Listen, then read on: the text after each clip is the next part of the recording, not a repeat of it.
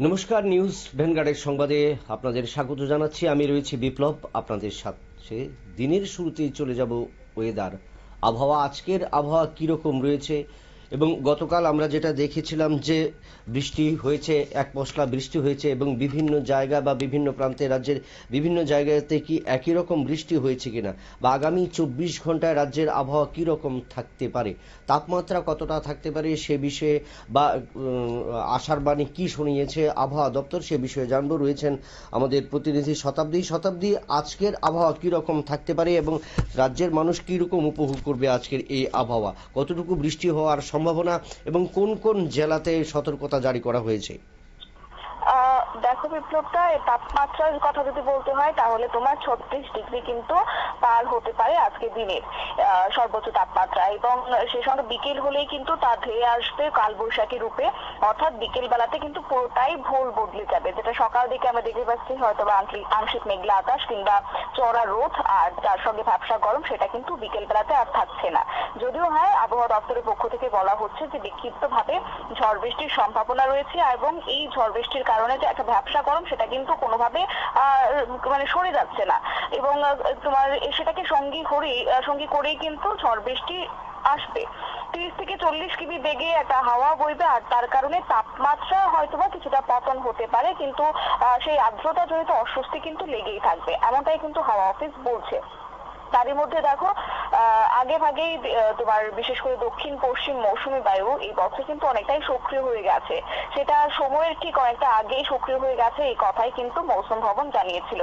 আর অনেকদিন ধরেই যেহেতু বর্ষা করাও নাড়ছে দরজায়, তাই সেক্ষেত্রে মানে যখন ভ্যাপসা গরমে এক প্রকার নাজেহাল হচ্ছে রাজ্যবাসী, ঠিক তখনই কিন্তু বর্ষা প্রায় এসেই পড়েছে দরজায়, এমনটাই আবহাওয়া দপ্তরের পক্ষ থেকে বলা হচ্ছে। এবং ভূখণ্ড থেকে আর বেশি দূরে নেই বর্ষা। এরই মধ্যে আবার রাজ্য জুড়ে বৃষ্টির পূর্বাভাস রয়েছে আগামী 24 ঘন্টার জন্য, এবং গতকালকেও যে তোমার বার্তা দিয়েছিল রাজ্যের হাওয়া অফিস, সেই মোতাবেকই কিন্তু একটা বৃষ্টিপাত লক্ষ্য করা গেছে।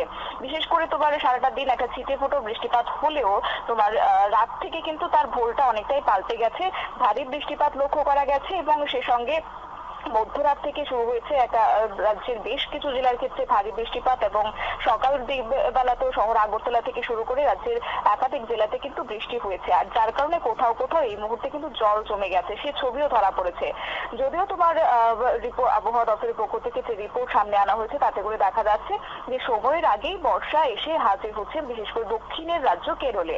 আর সাধারণত এই রাজ্যে বর্ষা প্রবেশ মানেই বা বর্ষা প্রবেশ করলে আনুষ্ঠানিকভাবে বর্ষার আগমন ঘটে যাওয়া। আর বর্ষার আগমন তোমার চিহ্নিত করছে ইতিমধ্যে মৌসুম ভবন। হাতে গোনা আর মাত্র কয়েকটা দিন, এবং তারপরে কিন্তু তোমার মুহূর্তের মধ্যে পাল্টে যাবে ছবি, অর্থাৎ বর্ষা এক প্রকার পুরোপুরি ভাবে প্রবেশ করবে রাজ্যে। আপাতত রাজ্যে বর্ষা প্রবেশ না করলেও প্রাক বর্ষার ছবি কিন্তু ধরা পড়ছে, কারণ আমরা প্রত্যেক দিনে দেখতে পাচ্ছি যে বৃষ্টির একটা অনুকূল পরিস্থিতির সৃষ্টি হচ্ছে, মেঘ জমাট বাঁধছে, আর যে কারণে কিন্তু ছিটেফোঁটা বৃষ্টি লক্ষ্য করা গেছে। বিশেষ করে সন্ধ্যার পর থেকেই এই বৃষ্টিপাতটা হচ্ছে। সাধারণত প্রতি বছর তোমার 1 জুন বর্ষা আসে, তবে এই বছর কিন্তু তার আগেই বর্ষা এসে গেছে। আগামী 28 মের আগে কেরলে তোমার বর্ষা ঢুকে পড়বে, এমনটাই কিন্তু মৌসুম ভবন বলছে। আর শুরু হয়ে যাবে বর্ষায় বৃষ্টিপাত, বিশেষ করে উত্তর পূর্ব ভারতেও কিন্তু সেই মোতাবেকই শুরু হয়ে যাবে বর্ষা কিংবা বৃষ্টিপাত, এমনটাই কিন্তু হাওয়া অফিস বলছে। তবে আগামী 3 থেকে 4টা দিন তোমার গোটা আন্দামানেই ঢুকে পড়বে বর্ষা, আর মে মাসের শেষে বঙ্গোপসাগরে নিম্নচাপের একটা আশা থেকে যাচ্ছে, আর সেই আশার মধ্যে বিশেষ করে দানা বাঁধবে তোমার ঘূর্ণিঝড়। পূর্বাভাস আবহাওয়া দপ্তরে বলছে যে এই ঘূর্ণিঝড়ের ফলে রীতিমতো বেশ কিছু প্রভাব পড়বে আমাদের ত্রিপুরা রাজ্যের ক্ষেত্রে, পরোক্ষভাবে তার প্রভাব পড়তে পারে, এবং তোমার তবে সেক্ষেত্রে বর্ষা প্রবেশ করতে কিছুটা সময় লাগলেও বৃষ্টির পূর্বাভাস কিন্তু আগাম ভাবে স্পষ্ট করে দিয়েছে হাওয়া অফিস। সঙ্গে রাজ্যের আবহাওয়া দপ্তরের পক্ষ থেকে একই কথা বলছে। আগামী 2 সপ্তাহ স্বাভাবিকের থেকে বেশি বৃষ্টিপাত হওয়ার একটা ইঙ্গিত রয়েছে, এবং শুক্রবার থেকেই কিন্তু সেটা শুরু হয়ে গেছে। বিক্ষিপ্তভাবে ঝড় বৃষ্টির পূর্বাভাস যেটা দিয়েছে হাওয়া অফিস। আগামী 5 দিন মানে বিশেষ করে বৃষ্টির আশঙ্কা থেকে যাচ্ছে, সঙ্গে তোমার বইতে থাকবে 30 থেকে 40 কিলোমিটার গতিবেগে দমকা ঝড়ো হাওয়া, সঙ্গে বজ্র বিদ্যুতের কিন্তু সতর্কবাণী হাওয়া অফিস দিচ্ছে। এছাড়াও আরো একটি বিষয় জানিয়ে রাখে, আজকে হচ্ছে শনিবার এবং আগামীকালকেই হচ্ছে রবিবার। আর রবিবার তুলনামূলকভাবে ঝড় বৃষ্টির সম্ভাবনা বেশি থাকছে শহর আগরতলা থেকে শুরু করে রাজ্যের একাধিক জেলার ক্ষেত্রে কোনো জেলায় তোমার কালবৈশাখীর মতো পরিস্থিতি তৈরি হতে পারে, বিক্ষিপ্তভাবে শিলা বৃষ্টিও হতে পারে। আরো একবার বলছি যে কালবৈশাখীর পরিস্থিতি হবে, সেই সঙ্গে বিক্ষিপ্তভাবে শিলা বৃষ্টিও হতে পারে রাজ্যের কোনো জেলার ক্ষেত্রে। সব জেলাতে যে হবে তা কিন্তু নয়, এমনটাই কিন্তু আবহাওয়া দপ্তর বারবার বলছে, আর এটা বোঝা দরকার স্পষ্টভাবে। লাগাতার কয়েকটা দিন একটা ভ্যাপসা গরম কিন্তু লক্ষ্য করা গেছে, বিশেষ করে পশ্চিমের জেলাগুলির ক্ষেত্রে চড়া রোদ, আর তার ক্ষেত্রে অন্যদিকে মাত্রাতিরিক্ত আর্দ্রতার কারণে সকাল থেকে কিন্তু একটা গলদঘর্ম পরিস্থিতির সৃষ্টি হয়েছে। পশ্চিম জেলার ক্ষেত্রে বলো কিংবা উত্তর জেলা কিংবা যে দক্ষিণ জেলা, প্রত্যেকটা জেলার ক্ষেত্রে এই আর্দ্রতার পরিমাণটা কিন্তু অনেকটাই লক্ষ্য করেছে রাজ্যবাসী, আর যার কারণে ভাবসা গরম অনুভূত হয়েছে, গলদঘর্ম পরিস্থিতি হয়েছে, কারোর অবস্থা এক প্রকার নাজেহাল হওয়ার মতো এরকম পরিস্থিতি কিন্তু রাজ্যের মানুষ কাটিয়েছে। আর চারপাশে শুধু একটা গোমট ভাব সৃষ্টি হয়েছিল, আর সেটা কিন্তু বৃহস্পতিবার বিকেল থেকে ছবিটা কিছুটা হলেও বদলে গেছে, শুক্রবার তো সেটা বদলে গেছে, সেটা আর বলার অপেক্ষা রাখে না, কারণ আংশিক মেঘলা আকাশ যেমন আমরা দেখেছি, পাশাপাশি দেখেছি ভারী বৃষ্টিপাতের প্রভাবও। এবং হ্যাঁ, এইবার আসছি কোন জেলার ক্ষেত্রে, যে প্রশ্নটা তুমি রাখলে যে কোন জেলার ক্ষেত্রে ইঙ্গিত রয়েছে। দেখো, ইতিমধ্যে কিন্তু আবহাওয়া দপ্তর বলছে যে হলুদ সতর্কবার্তা রয়েছে এই মুহূর্তে রাজ্যের ক্ষেত্রে। কমলা সতর্কবার্তা কিংবা লাল সতর্কবার্তা আপাতত থাকছে না।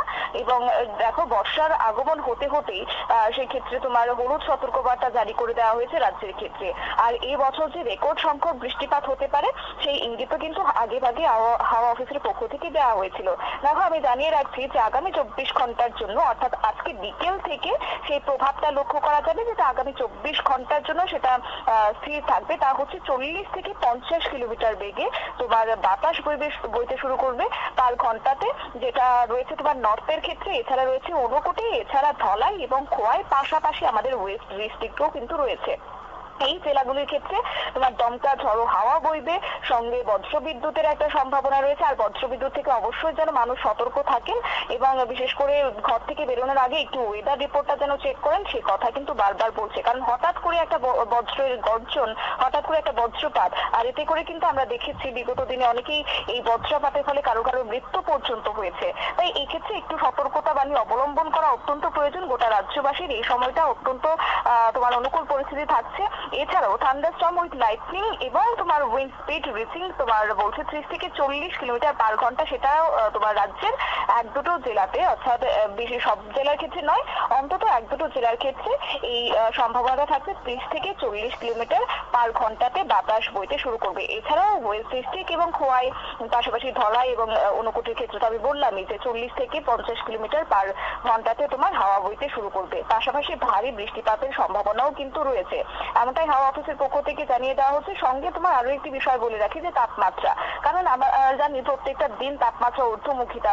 এছাড়া আবহাওয়া দপ্তর বলছে যে তাপমাত্রা কমবে, কিন্তু কবে কমবে বা কিভাবে কমবে?